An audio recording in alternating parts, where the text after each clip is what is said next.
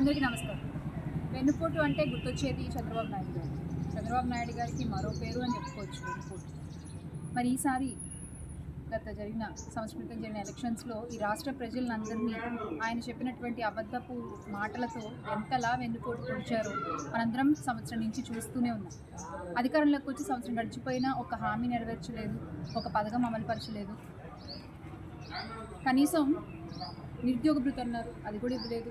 మహిళలకి గ్యాస్ సిలిండర్లు అన్నారు, అది కూడా ఇవ్వలేదు. వృద్ధుల పింఛన్లలో మళ్ళీ కోతలు. రైతులు సంతోషంగా లేరు, మహిళలు సంతోషంగా లేరు, మహిళలకి భద్రత లేదు. సో ఇన్ని రకాలుగా రాష్ట్ర ప్రజలందరూ కూడా ఒక అంధకారంలో ఉన్నటువంటి పరిస్థితి.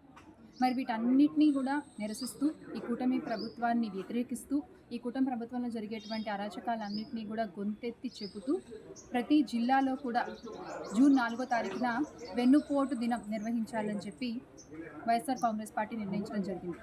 మరి ప్రతి కార్యకర్త కూడా మీ జిల్లాలో జరిగేటువంటి ఈ వెన్నుపోటు దినంలో పాల్గొని సంబంధిత అధికారులకు వినతి పత్రాలు అందించాలి అని మనస్ఫూర్తిగా కోరుకుంటున్నాను. జై జై. అందరికీ నమస్కారం. వెన్నుపోటు అంటే గుర్తొచ్చేది చంద్రబాబు నాయుడు గారు. చంద్రబాబు నాయుడు గారికి మరో పేరు అని చెప్పుకోవచ్చు వెన్నుపోటు. మరి ఈసారి జరిగిన సంవత్సరం క్రితం జరిగిన ఎలక్షన్స్లో ఈ రాష్ట్ర ప్రజలందరినీ ఆయన చెప్పినటువంటి అబద్ధపు మాటలతో ఎంతలా వెన్నుపోటు పొడిచారో మనందరం సంవత్సరం నుంచి చూస్తూనే ఉన్నాం. అధికారంలోకి వచ్చి సంవత్సరం గడిచిపోయినా ఒక హామీ నెరవేర్చలేదు, ఒక పథకం అమలుపరచలేదు. కనీసం నిరుద్యోగ భృతి అన్నారు, అది కూడా ఇవ్వలేదు. మహిళలకి గ్యాస్ సిలిండర్లు అన్నారు, అది కూడా ఇవ్వలేదు. వృద్ధుల పింఛన్లలో మళ్ళీ కోతలు. రైతులు సంతోషంగా లేరు, మహిళలు సంతోషంగా లేరు, మహిళలకి భద్రత లేదు. సో ఇన్ని రకాలుగా రాష్ట్ర ప్రజలందరూ కూడా ఒక అంధకారంలో ఉన్నటువంటి పరిస్థితి.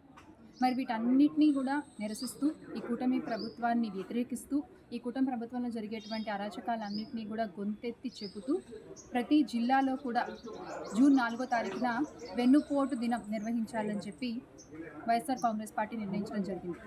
మరి ప్రతి కార్యకర్త కూడా మీ జిల్లాలో జరిగేటువంటి ఈ వెన్నుపోటు దినంలో పాల్గొని సంబంధిత అధికారులకు వినతి పత్రాలు అందించాలి అని మనస్ఫూర్తిగా కోరుకుంటున్నాను. జై జగన్, జోహార్.